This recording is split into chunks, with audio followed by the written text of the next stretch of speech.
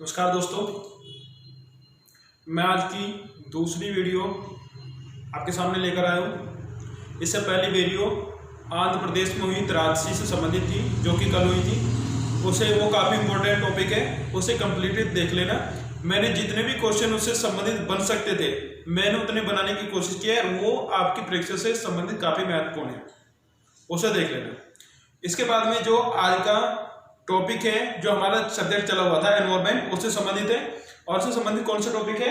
Kinds of Indian forest. Kinds of Indian forest यानी भारतीय वनों के प्रकार। भारतीय वनों के प्रकार। भारतीय वनों को लगभग 6 प्रकार से विभाजित किया गया है। लगभग कितने प्रकार से विभाजित किया गया है? 6 प्रकार से विभाजित किया गया है। वे प्रकार भी देखेंगे, जैसे उष्णकटिबंधीय सदाबहार वन, जैसे उष्णकटिबंधीय सदाबहार वन या ट्रॉपिकल एवरग्रीन फॉरेस्ट, ये है। उसके बाद में उष्णकटिबंधीय मानसूनी वन, उष्णकटिबंधीय मानसूनी वन। फिर आपका जो नेक्स्ट आता है उष्णकटिबंधीय घास के मैदान, ट्रॉपिकल ग्रासलैंड, ट्रॉपिकल ग्रासलैंड और मरुस्थलीय एराइड थ्रोनी फॉरेस्ट, ये इसके अंतर्गत आते हैं। ठीक है। फिर आपके जो आते हैं तटीय, नेक्स्ट क्या आते हैं? तटीय घास, तटीय फॉरेस्ट। नेक्स्ट क्या आता है आपके? तटीय या डेल्टाई फॉरेस्ट। उसके बाद में माउंटेन फॉरेस्ट। ये आपके 6 प्रकार हैं। इन्हें समझने की हम कोशिश करेंगे और परीक्षा से संबंधित इनसे क्या क्वेश्चन आते हैं वे भी देखेंगे। उसके बाद हमारा जो नेक्स्ट रहेगा woods of the Himalayan range, woods of the Himalayan range. ठीक है, वो हम पढ़ेंगे। Kinds of the Indian forest हम पढ़ेंगे पहले कि कितनी हाइट पर जाकर कौन कौन से किस प्रकार की वन पाए जाते हैं, किस प्रकार की हमारी वनस्पतियां पाई जाती है। अगर हम समझने की कोशिश करें, सबसे पहले ध्यानपूर्वक समझना है और आपको ये वाला डायग्राम अपनी नोटबुक में भी बनाना है। अगर हम 0 से 1500 मीटर की हाइट की बात करेंगे, अगर हम 0 से 1500 मीटर की हाइट की बात करेंगे तो उष्णकटिबंधीय वनस्पति वन, उष्णकटिबंधीय वनस्पति वन मिलेंगे हमें। यानी कि कहां से? जैसे विषुवत रेखा, जैसे क्या होती है? विषुवत रेखा। मान के चलो ये क्या है? पृथ्वी है।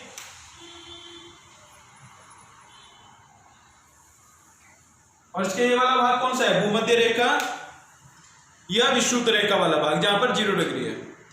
तो उष्णकटिबंधीय वनस्पति कहां पर मिलेगी? 23.5 डिग्री पर। कहां पर मिलेगी? 23.5 डिग्री पर। यानी कि जैसा हमारा क्षेत्र है, उत्तर प्रदेश का क्षेत्र है, मध्य प्रदेश का आसपास का क्षेत्र है, उत्तर प्रदेश से लगता होगा, बिहार का क्षेत्र है, तो इस वाले क्षेत्र में जो 23.5 डिग्री के आसपास है, ये फिर मकर रेखा के 23.5 डिग्री के आसपास है, उसमें जो वनस्पति और जो वन देखने को मिलते हैं वो कौन से देखने को मिलते हैं? उष्णकटिबंधीय वनस्पति देखने को मिलती है। ठीक है, जैसे शीशम वगैरह, साल, सागौन वगैरह, इस प्रकार के जो वृक्ष हैं वे यहाँ पर देखने को मिलते हैं। और आसानी से समझ सकते हैं कि जहाँ पर जो वृक्ष है गर्मी आते ही अपने पत्ते गिरा देते हैं, यानी पतझड़ वाले वन। जैसे अभी हमने देखा कि सर्दी समाप्त हुई तो वृक्षों ने, जैसे नीम वगैरह के वृक्ष थे और अन्य वृक्ष थे, उन्होंने अपनी पत्तियां गिरा दी थी। तो इस प्रकार के वनों को क्या बोलते हैं? पतझड़ वाले वन भी बोलते हैं। एक अन्य नाम है मानसूनी वन, वो भी इसी के अंतर्गत आता है। फिर आ गया 2700 मीटर, यानी हाइट क्या होगी? अब 2700 मीटर पे चली गई, यानी 2700 मीटर पे चली गई। और यहाँ पर किस प्रकार के वन मिलते हैं? सदाबहार वृक्ष, यानी कि एवरग्रीन जो ट्री मिलते हैं वे 2700 मीटर की हाइट पर मिलते हैं जाकर। तो इस प्रकार के वनों को हम क्या कहते हैं? सदाबहारीय वन, एवरग्रीन फॉरेस्ट। ठीक है, इसमें उस प्रकार के वृक्ष पाए जाते हैं जो अपने पत्ते नहीं गिराते और सदा क्या रहते हैं? हरे भरे रहते हैं। इनका 2 प्रकार से और समझेंगे कि ये जहां पर 200 सेंटीमीटर से अधिक वर्षा होती है, वहां पर भी इस प्रकार के वन हमें देखने को मिलते हैं। यानी कि एक तो हाइट का प्रभाव है और दूसरा एक अन्य प्रभाव जलवायु के अनुसार भी है। दूसरा क्या है, जलवायु की निशानी, जहां पर 200 सेंटीमीटर से अधिक वर्षा होती है वहां पर सदा हरे भरे वन पाए जाते हैं। तो ये क्या हो गया आपके सेकंड नंबर। तो फर्स्ट नंबर उष्णकटिबंधीय, सेकंड सदाबहार वृक्ष। फिर आते हैं थर्ड पे कोणधारी वृक्ष। तीसरा नंबर किसका आता है, कोणधारी वृक्ष। जैसे चीड़ के वृक्ष, कोणधारी वृक्ष, देवदार के वृक्ष में भी कोणधारी वृक्ष में रखे जाते हैं। तो इस प्रकार के वृक्ष कहां पर, जैसे शिमला वगैरह का क्षेत्र है, जैसे शिमला वगैरह का क्षेत्र है, तो वे कहां पर मिलते हैं, उन्हें क्या बोलते हैं, कोणधारी वृक्ष। ये अपनी आर्थिक महत्वता भी रखते हैं और इस प्रकार के वनों में जो तेल वगैरह का क्षेत्र है, जो वृक्षों से तेल निकाला जाता है, वो भी इन्हीं प्रकार के क्षेत्रों में मिलता है, कोणधारी वृक्षों में। उसके उपरांत आता है आपका सदाबहार झाड़ियां। सदाबहार झाड़ियां कहां पर मिलेगी, जो 4000 मीटर के ऊपर के क्षेत्र है, जो 4000 मीटर के ऊपर के क्षेत्र है, वहां पर सदाबहार झाड़ियां और घास वगैरह भी मिलेगी जो हरी भरी रहती है। ठीक है, तो ये हमारे ये डायग्राम है, आप इसे अच्छे से बना सकते हो। ठीक है, मैंने इसे बताया था डायग्राम के अनुसार। अब हम पढ़ते हैं 6 प्रकार। वे 6 प्रकार है कौन कौन से, उन्हें देख लेते हैं।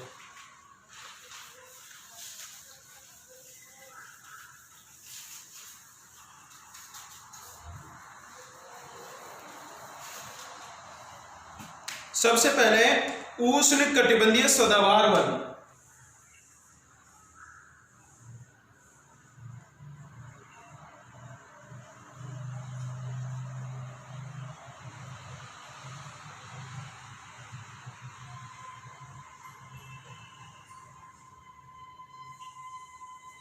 उष्णकटिबंधीय सदाबहार वन,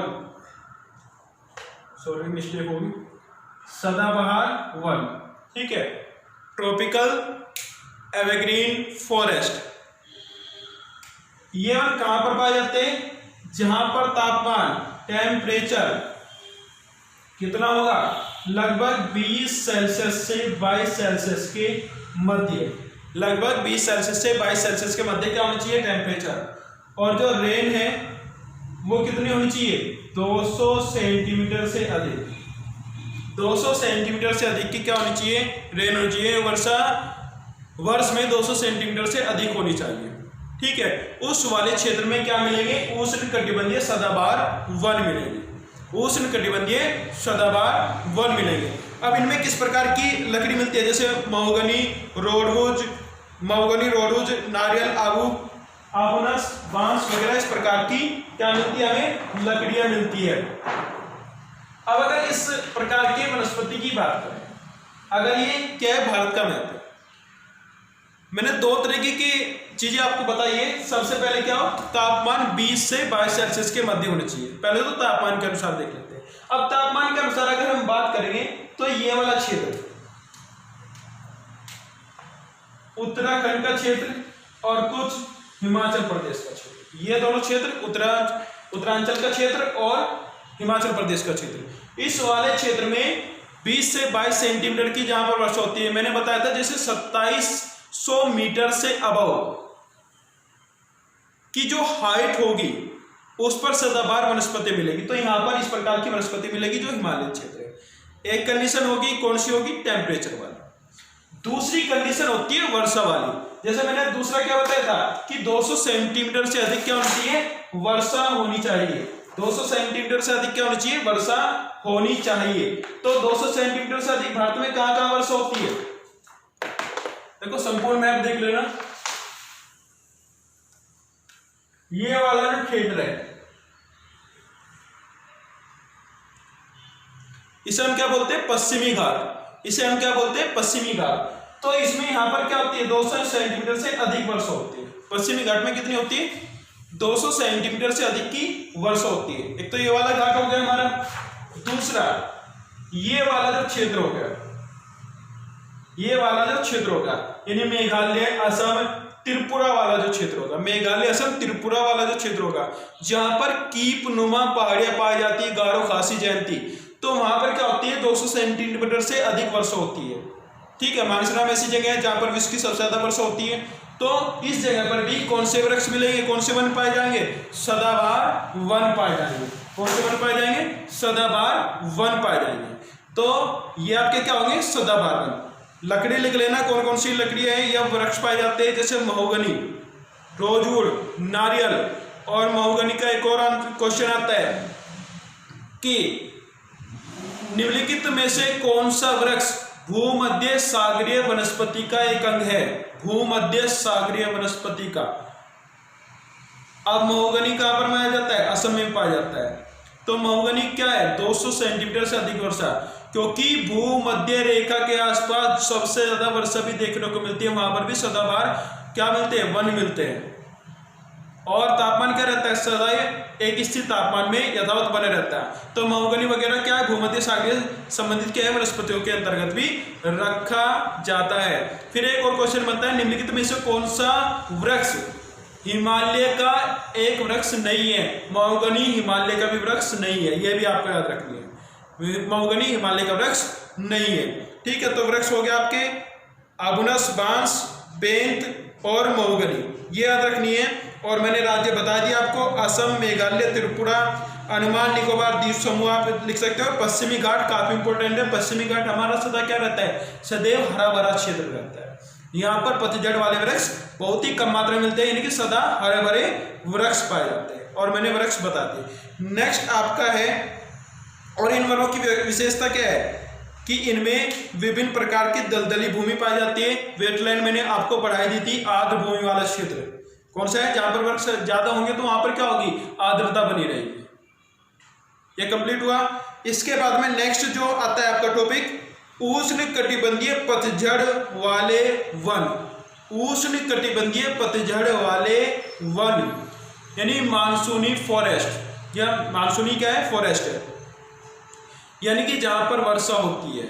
इस प्रकार के वन 1500 मीटर की हाइट तक पाए जाते हैं, 1500 मीटर की हाइट तक पाए जाते हैं। इस प्रकार के वृक्षों में जहां पर वर्षा कैसी होनी चाहिए, जहां पर वर्षा कैसी होनी चाहिए लिख लेते हैं, उष्ण कटिबंधीय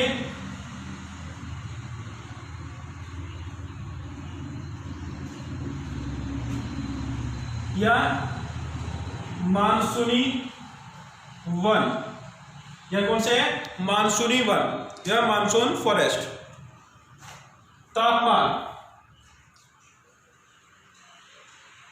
कितना जाना चाहिए, तापमान अब आपका क्या हो जाएगा, इंक्रीज हो जाएगा, यानी बढ़ जाएगा। जैसे हम अपने आसपास के क्षेत्र की बात करें तो हमारे यहाँ पर तापमान 40 सेल्सियस से भी अबव चले जाता है, लेकिन अब हम कितने की बात करेंगे, लगभग 27 सेल्सियस टू 35 सेल्सियस, 35 सेल्सियस। उसके बाद में जो सेकंड कंडीशन आती है, रेन 150 टू 200 सेंटीमीटर के मध्य, यानी मिडिल रेन पाई जाती है 150 टू 200 सेंटीमीटर के। ठीक है, तो ये पाई जाने की स्थिति होगी। इसके बाद में इस प्रकार के वनों में लकड़ी कौन सी मिलेगी, जैसे मैंने बताया था, साल, सागौन, शीशम, चंदन। साल, सागौन, शीशम, चंदन, आम, ठीक है, और आंवला और हल्दू। आंवला भी किसका है, उष्ण कटिबंधीय क्षेत्र वाला है, ठीक है, यानी मानसूनी वन के प्रकार वाला है। तो ये आपका क्या है, ये एरिया लगभग 220 वर्ग लाख हेक्टेयर में फैला है, यानी कि 220 लाख हेक्टेयर में फैला हुआ एरिया है ये वाला। ठीक है, और इस प्रकार की जो लकड़ियां है जो बराबर क्या होती है, यानी कि चारागाह में भी यूज होता है इस क्षेत्र में, और वनों की लकड़ी का चारागाह से अलावा आर्थिक महत्व भी रखती है। चारागाह से अलावा क्या रखती है, आर्थिक महत्व भी रखती है। जैसे साल और सागौन की बात करें, क्वेश्चन आता है इस पे,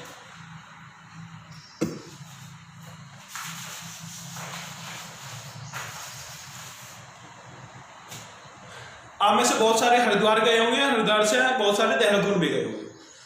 तो इस वाले जो पर्वतीय क्षेत्र है इसमें कौन से वृक्ष मिलते हैं, साल वगैरह के वृक्ष मिलते हैं। अगर कोई हरिद्वार या देहरादून ट्रेन से गया है तो उसे वे वृक्ष देखने को मिल जाएंगे।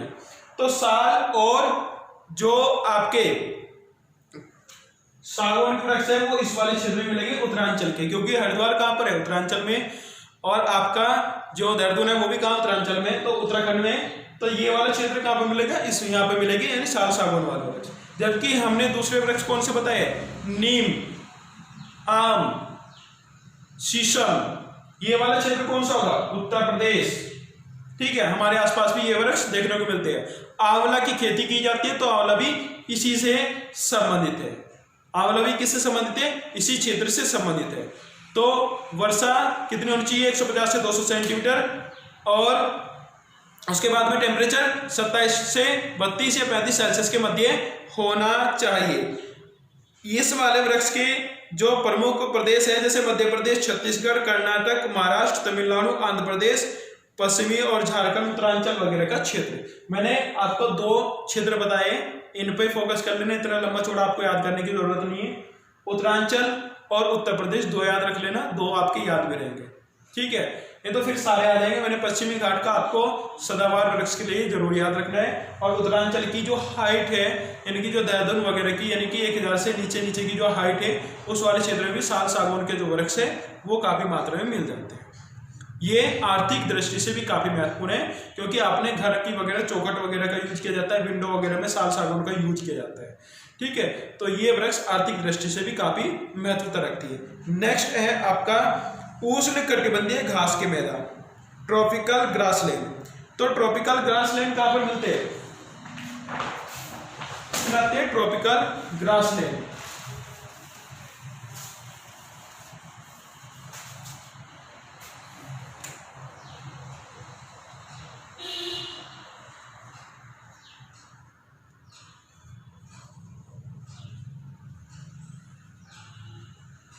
ट्रॉपिकल ग्रासलैंड, इस प्रकार के जो ग्रासलैंड है वो लगभग 50 से 100 सेंटीमीटर वर्षा वाले क्षेत्र में मिलते हैं। कितने में, 50 से 100 सेंटीमीटर वाले क्षेत्र में मिलते हैं ट्रॉपिकल ग्रासलैंड। इसके बाद में इसकी जो नदियां है, झीलें हैं वगैरह के आसपास के क्षेत्र में मिलते हैं।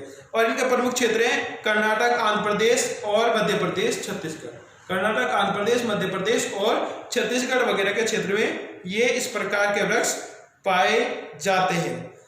आपका जो मैंने उष्ण कटिबंधीय पतझड़ वाले वन बताए थे, उसमें एक पेड़ जरूर याद रखना, जो आपका चंदन का वृक्ष है।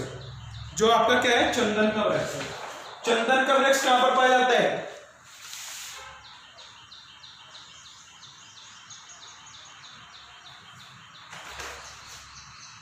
ये जो सेकंड वाला मैंने गोला बनाया, इस वाले क्षेत्र में आपकी एक पहाड़ी मिलती है, नीलगिरी की पहाड़ी।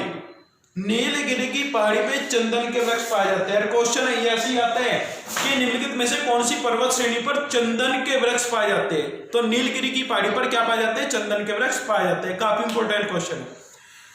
घास का मैंने बता दिया। फिर आता है शुष्क मरुस्थलीय कांटेदार मैदान।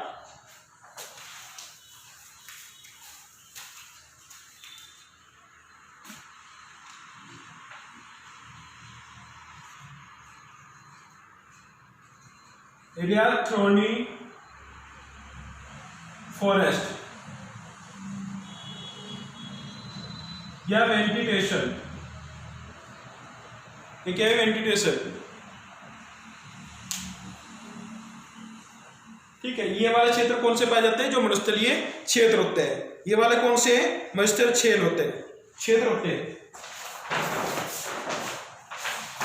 अब मरुस्थलीय क्षेत्र कहां पर मिलते हैं आपके, मरुस्थलीय जो क्षेत्र मिलते हैं वे आपके मिलते हैं थार के रेगिस्तान में। कहां पर मिलते हैं, थार के रेगिस्तान में। ये क्या है, जब भी ये अरावली पर्वत श्रृंखला है, जब भी हम अरावली के वेस्ट साइड में चलेंगे, पश्चिमी भाग में चलेंगे, तो क्या मिलेगा आपको, थार का रेगिस्तान मिलेगा। तो इस वाले क्षेत्र की अभी हम बात कर रहे हैं, तो इस वाले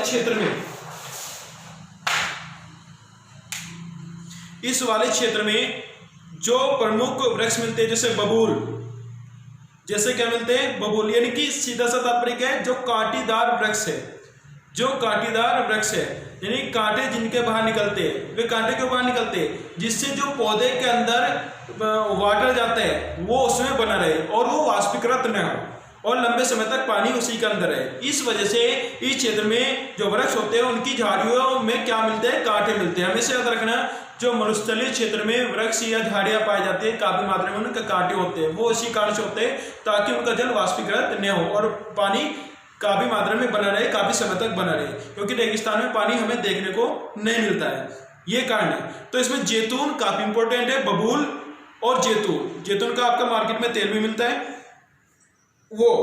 उसके बाद में नागफनी, रीठा, केर और कभी कभी आंवला भी इस क्षेत्र में आपको देखने को मिलेगा। तो आपको याद रखना है, जैसे बबूल, खजूर की सबसे ज्यादा, अगर खजूर की बात करें तो खजूर सबसे ज्यादा किधर होता है, ईरान इराक वाले क्षेत्र में होता है, तो वहां पर भी क्या है, मरुस्थलीय भाग है, तो वहां पर भी इस प्रकार की चीज मिलते हैं। उसके बाद में जैतून के इस प्रकार के वन का, और नागफनी भी याद रखनी है। तो ये क्षेत्र कहां पर है, गुजरात के उत्तरी में और राजस्थान के दक्षिणी भाग में इस प्रकार के क्षेत्र हमें देखने को मिलते हैं। नेक्स्ट है आपका डेल्टाई भाग। डेल्टाई यानी भारत का क्या है, सबसे बड़ा, अगर सबसे बड़ा डेल्टा की बात करें तो कहां पर है, तो सबसे बड़ा डेल्टा अरब को कहा जाता है और भारत भी इससे लगा हुआ है।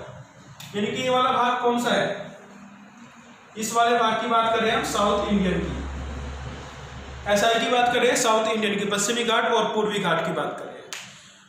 तो इस वाले क्षेत्र में जैसे इधर क्या पड़ता है, सुंदरवन डेल्टा यानी सुंदरी नामक वृक्ष पाए जाते हैं। ये क्या है, बंगाल है यहाँ पर, यानी वेस्ट बंगाल, पश्चिम बंगाल में कौन सी नदी डेल्टा बनाती है, बांग्लादेश में, बांग्लादेश के आसपास बनाती है, लेकिन उसका कुछ भाग किधर भी है, वेस्ट बंगाल में भी है। तो गंगा ब्रह्मपुत्र का डेल्टा, जिसे सुंदरवन डेल्टा के नाम से जाना जाता है, और वो क्यों जाना जाता है, क्योंकि वहां पर सुंदरी नामक वृक्ष पाए जाते हैं, इस कारण से। वैसे ही ये वाले जो क्षेत्र है, जैसे गोदावरी नदी डेल्टा बनाती है, बहुत सारी नदी है, महानदी होगी, गोदावरी होगी, उसके बाद में कृष्ण नदी होगी, फिर कावेरी नदी होगी। ये महत्वपूर्ण कुछ नदी है जो किधर डेल्टा बनाती है, आपकी बंगाल की खाड़ी में डेल्टा बनाती है। उसके बाद में फिर इधर जो आ रही है, यानी कि नर्मदा, ताप्ती, मैंने आपको बताया था नर्मदा, ताप्ती और महाई नदी, ये क्या बनाती है, ये इधर ज्वारीय बनाती है, यानी कि डेल्टा नहीं बनाती है, लेकिन ज्वारीय क्या बनाती है, ज्वारीय प्रकार के वनस्पति का निर्माण करती है। मैंग्रोव वनस्पति, ज्वारीय वनस्पति मैंग्रोव वनस्पति का निर्माण करती है, जो आज विकसित, जिसे आज फॉरेस्ट जो है वन विभाग क्या करने जा रहा है, इसे विकसित करने की ओर अग्रसर है, ताकि क्या हो सके, जो हमारे चक्रवात आते हैं उससे निजात पा सके। ठीक है, तो ये क्या है, आपके क्षेत्र पड़ते हैं। इस प्रकार के क्षेत्र में सुंदरवन मैंने बता दिया, मैंग्रोव मैंने बता दिया, ताड़, नारियल, ताड़ भी इसी वाले क्षेत्र में मिलते हैं। ठीक है, और नदियां मैंने सारी बता दी। तो इस प्रकार के जो क्षेत्र है ये आपके कहाँ पर मिलेंगे, डेल्टाई वगैरह क्षेत्र में। और मैंने पर्वतीय वन आपको बता दिए, जैसे 1500 से 2000 सेंटीमीटर में कौन से मिलेंगे, उष्ण कटिबंधीय वन मिलेंगे, और शीतोष्ण भी इसमें आ जाते हैं कहीं कहीं पर। 2500 से 4000 मीटर पर कोणधारी वृक्ष, कोणधारी याद रखना, जैसे देवदार के वृक्ष, चीड़ के वृक्ष, इन्हें याद रखना है। चीड़ और देवदार किस प्रकार के वृक्ष है, कोणधारी वृक्षों की संज्ञा दी जाती है। उसी के बाद में 4800 मीटर तक टुंड्रा वनस्पति। अगर क्वेश्चन आता है कि टुंड्रा वनस्पति किस हाइट पर मिलती है, तो 4500 से 4800 मीटर की हाइट पर किस प्रकार की वनस्पति मिलती है, टुंड्रा प्रकार की वनस्पतियां मिलती है। फिर आते हैं वुड्स ऑफ हिमालयन रेंज, जैसे कुछ देवदार के वृक्ष है। तो देवदार के वृक्ष से हम किसका निर्माण कर सकते हैं, यस, सभी प्रकार में प्रयुक्त होते हैं, नहीं, इससे सुगंधित प्रकार के तेलों का भी निर्माण किया जाता है। इंपॉर्टेंट है कि सुगंधित प्रकार के तेलों का निर्माण किया जाता है। और देवदार कहाँ पर मिलते हैं, शिमला वगैरह के क्षेत्र में आपको देवदार के वृक्ष देखने को मिलेंगे। मैंने अभी पहले बताया था जब पहला एनवायरमेंट कराया था, इसलिए मैं ज़्यादा टाइम नहीं लेने इस चीज़ में।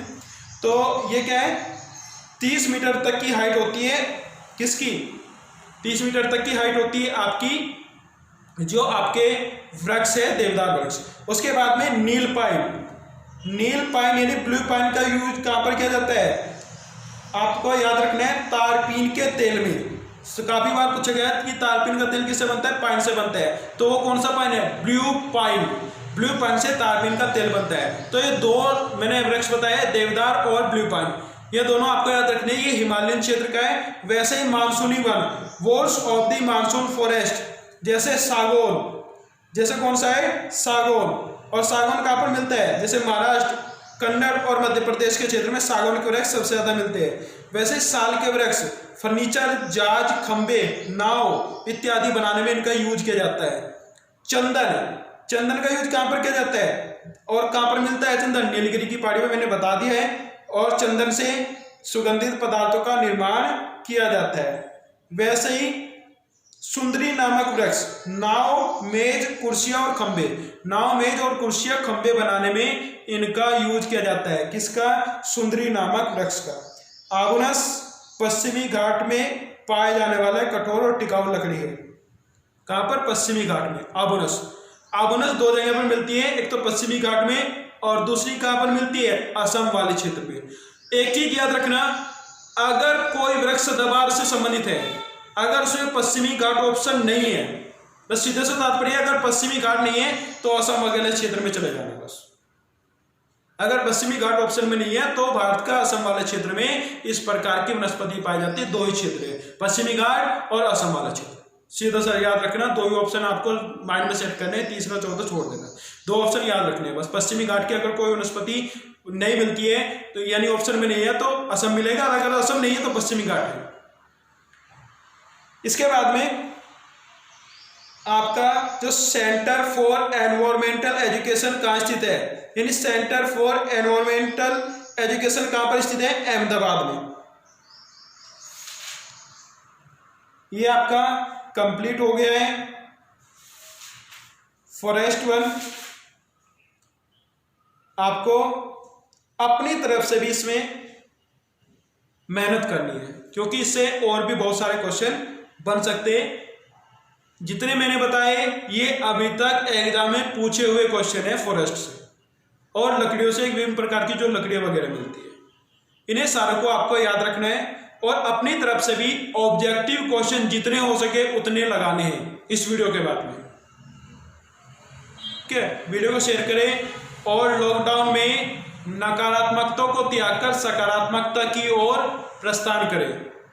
काफी दिनों से आप लॉकडाउन में हैं और नकारात्मकता आपके अंदर समा चुकी होगी। कोई सोच रहा होगा एज निकल गई, किसी के मन में अन्य विचार आ रहे होंगे कि अभी तो एग्जाम ही नहीं है, तैयारी करने का कोई लाभ नहीं है। देखिए, सरकार लॉकडाउन खुलते ही अगर एग्जाम करा देगी तो आपके बस की बात नहीं होने की और वो आपसे बाहर चले जाएगा और आपका जो गोल्डन चांस है वो समाप्त हो जाएगा। तो आप लॉकडाउन में सकारात्मकता की ओर बढ़े। एज किसी की नहीं निकलती है, शिक्षा हमेशा मृत्यु तक आप कुछ भी सीख सकते हैं शिक्षा के लिए। ठीक है, शिक्षा की कभी एज नहीं निकलती और नहीं एज कभी क्या होती है, नहीं जाती है। आपको जिस चीज में भी अच्छा लगे और जैसे भी लगे शिक्षा नहीं छोड़नी चाहिए। ठीक है, हमेशा पढ़ते रहना चाहिए, चाहे वो साहित्यिक हो चाहे अन्य आपकी पढ़ाई से संबंधित हो। पढ़ाई के साथ साथ में साहित्य पर भी ध्यान दें जिससे आप पढ़ाई की ओर अग्रसर हो। कोई कहानी की किताब ले सकते हो या कोई हिंदी की किताब ले सकते हो जिससे आप क्या हो सके, आप पढ़ाई की ओर फोकस करें। जब आप कहानी की किताब पढ़ेंगे तो आप अपनी बुक भी पढ़ेंगे। बुक को सिर्फ परीक्षा की दृष्टि से मत पढ़िए, बुक को ज्ञान की दृष्टि से पढ़िए। ज्ञान ही सर्वोपरि है और आपको इसी की ओर ध्यान देना चाहिए। आप जल्दी सफल हो यही हम कामना करते हैं और आप अधिक से अधिक अपनी पढ़ाई पर फोकस करें, यह भी हम कामना करते हैं। धन्यवाद। जय हिंद, जय भारत।